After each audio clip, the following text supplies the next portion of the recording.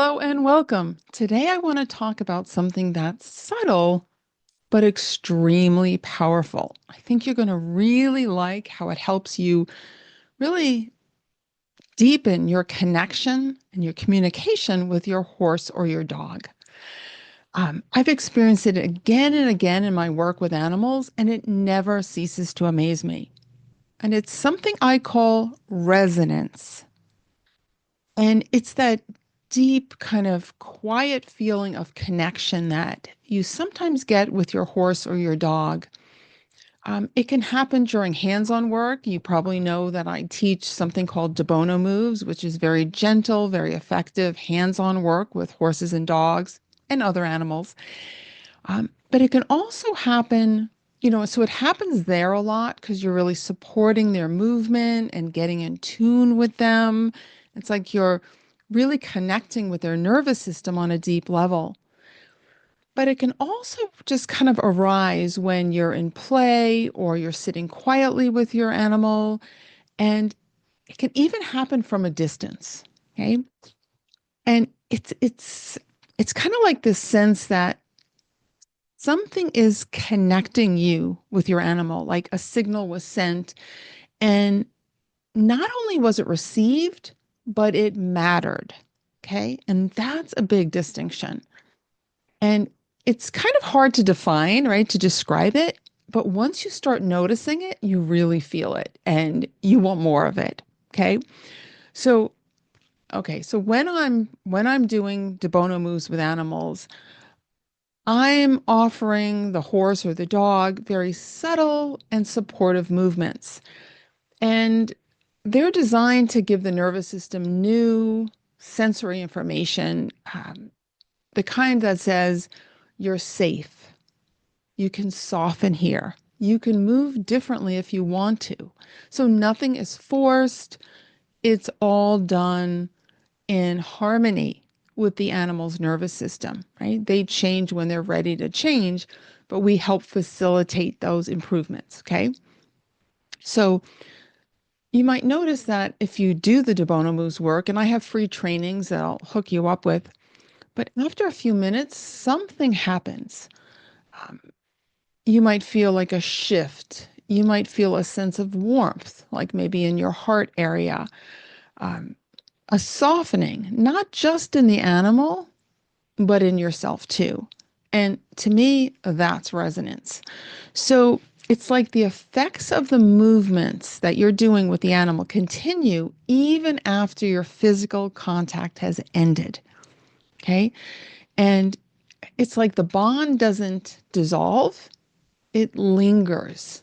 There's this connection, these sensations that continue after you stop the physical contact.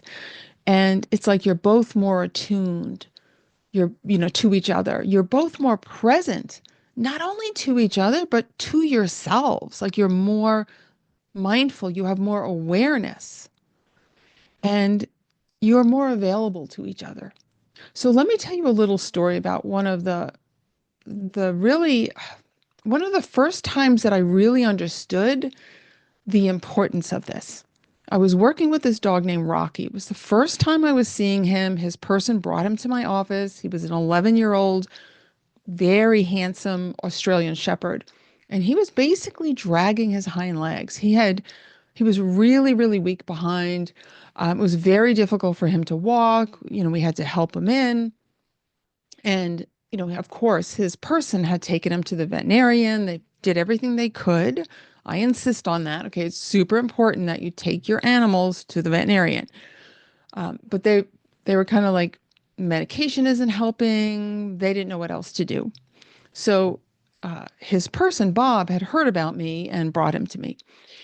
And as I was working with him, it's like I started thinking, okay, where can I help relieve his effort? Because that's one of the first things you want to do for an animal, right? Horse or dog.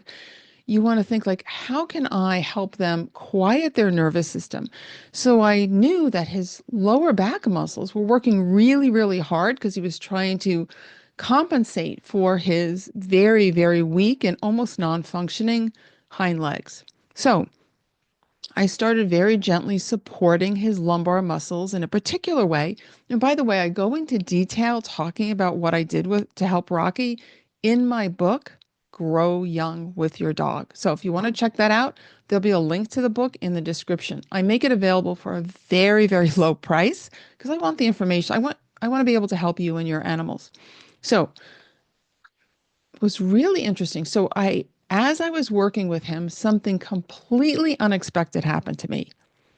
It's like first of all, I started to, I'm supporting his lumbar muscles. And at the same time, I was just overcome with this feeling of gratitude for him. It's like he put himself literally in my hands, and he was so sweet and so trusting and just a beautiful dog in every way. And then this is when the really unexpected thing happened. I just felt this tremendous, I'm going to call it like an explosion of heat in my chest and like in my heart area. And it wasn't just like a pleasant feeling, it was absolutely delicious. It's like it was expanding. It made me feel so alive. And even more importantly, it helped me feel even more connected with Rocky. And this is what I discovered. It's like as I was working with him, when I was doing something that really relieved his sense of effort and strain in his body, remember, he's just lying on his side on a mat in my office. This beautiful feeling, this warmth in my chest would expand. It would get larger and stronger.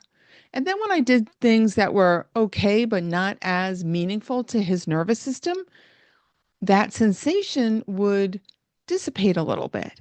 So I started using it as like a barometer to help guide me into what to do with Rocky, like with my hands, like what specific moves I should do with him. So it was really, really amazing because it was like my own bodily sensations were helping inform how I worked with Rocky. And by the end of the session, Rocky stood up and walked unaided. It was quite mind-blowing to say the least. Both him and his person Bob, excuse me, both myself and Bob were completely floored. It's like we didn't expect something that good to have happened. And I'm not saying it's always going to happen that way with other dogs that have that situation, but from that moment on, I realized that what I was doing naturally, like that idea of really connecting with the dog on an emotional or spiritual level, like this idea of expressing gratitude. I mean, non-verbally, I wasn't saying it out loud, but I realized I was doing that naturally with the animals I worked with. But for some reason, and this is where I think Rocky was one of my greatest teachers, he let me experience that in a really profound way so that when I was teaching my students, I make a point now of explaining how important it is to get into that state of gratitude and how that can help deepen the connection you have with your dog or your horse. It's amazing because by the way, this being in the state of gratitude creates physiological changes in you, right? You might have heard of like heart rate variability, and they use that as a metric of physical performance and cognitive performance. And that is clearly related. They've done lots of studies, clearly related to feeling gratitude. So the Heart Math Institute in particular has done a lot of studies with this. And it's amazing. So to me, that step, like feeling gratitude for your dog or your horse, is the first step in creating then, because then there's more to it than just that. But that's a good first step in helping you create this connection that I'm calling now like creating a resonant feeling between you two, like a feeling that lingers and matters, something like useful that you're giving each other. Okay. So, you know, what I realized happened there was I was creating like a synergistic effect. Yes, the work I was doing with my hands was undoubtedly extremely helpful for him, for Rocky. extremely. And I had a very good strategy of what I was doing and all that. But I, from that moment on, realized that when I paired it with this feeling of gratitude, or you can call it loving energy, it created like this synergistic effect that kind of turbocharged the whole deal. So I really think that's an important piece of this whole thing. Okay. And, you know, so again, that's you want to think of gratitude as your first step, and then like the gentle, supportive movements that we do in my work, Debono Moves, is like the second step, and listening to yourself, like tuning into your own body, like what you feel, like really listening to yourself and your animal is another really, really important piece. So it's like a three-part strategy, if you will, or formula. Okay. So I'll give you another example. This one involves my horse Breeze. So my horse Breeze, who unfortunately passed away, but when he was with me, which we were together for almost 20 years, we used to do this amazing liberty play thing. That's what I called it. And there was no tack, no ropes, no halter, nothing. Just I would, you know, Breeze and I would be together in this big arena, and we would play. We would do all these things. We would run and turn and jump over things. I was on the ground, we were doing all kinds of like fun things. And it was like we were reading each other's minds. It was just, it's hard to describe, but we had this connection that was visceral, even though we weren't touching each other. He could be on the other side of the arena. And we just had this incredible bond. And it went beyond the bond that, a horse and a human have. It was like, I would imagine, for example, that there was like this beautiful blue energetic ribbon connecting us. And again, I think because I had done so much and I continued to do a lot of hands-on work with Breeze, my Debono Moves work, we knew each other kind of inside and out. And we already had that nervous system to nervous system connection when we were close. In other words, when my hands were on him, and we were able to maintain that even when we didn't have contact. Okay. So even when we were at a distance. And it was like, and again, he was a very, very sensitive horse. So he used to, I think, read a lot of my subconscious cues, things I didn't even realize I was doing. And that's why it seemed like he was reading my mind. And because I was so tuned into him, I was also reading him and looking for those little subtle cues. And that's why it just appeared like we were reading each other's minds, and we just responded to each other. And and it was fun. For what we were doing was fun for both of us. So it wasn't like anything I had to coerce him into doing, right? I wasn't chasing him around with a whip or, a rope or a stick or any of those things, right? It was something we both enjoyed. And it, it really, it was a dance. And I have to say, it felt like magic. And again, that started from gratitude and the hands-on work that I did with him. And then being more aware of my own bodily sensations, my own movements, like having that awareness and awareness of my horse as well. So again, it's that three-pronged formula, right? Three-part formula that I think is so, so powerful. So now why does this matter to you? Well, first of all, I'll tell you this. It feels so darn good. It's like, because really, isn't that why you're with your dog or your horse, right? You love that feeling. Like you love the feeling of connection between you two.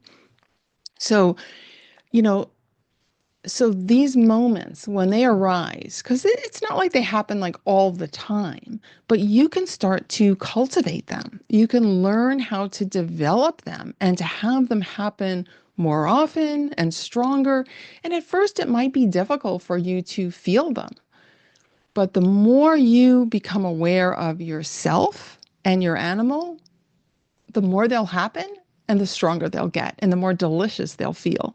Okay. So it reminds you that communication doesn't have to be loud or forceful. It could be like a quiet whisper, right? that you can just have this nonverbal communication with your animal.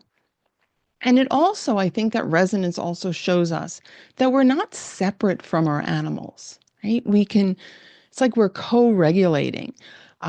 We're co-learning. We're learning about each other together. We're learning about ourselves at the same time. Okay. So I think it teaches us to slow down, to listen differently, to use our whole body to listen. Instead of just like listening with our ears, it's like we're really listening with our whole self, right?